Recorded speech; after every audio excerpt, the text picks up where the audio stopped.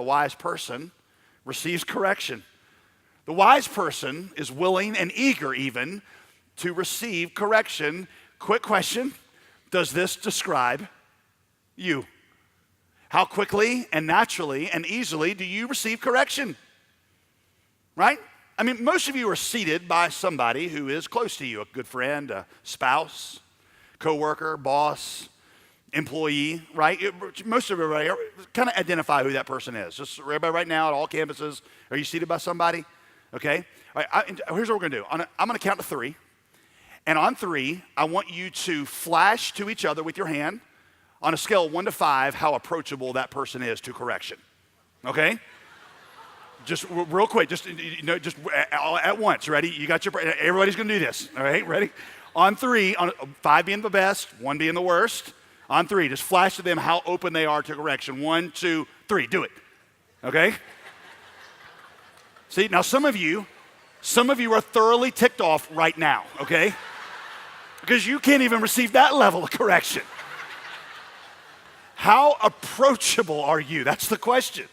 How approachable are you to the people in your life who have correction for you? How much correction can you hear from somebody without firing back or finding fault with them or impugning their motives or just shutting them off?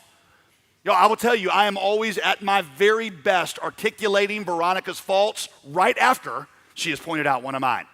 I don't know what comes over me, but just the spirit of eloquence comes into me, and man, I can articulate with clarity, and my memory becomes razor sharp. Don't you remember Thursday 6 years ago on a January night? You said that, and I'll bring it back up because I just don't like to be corrected.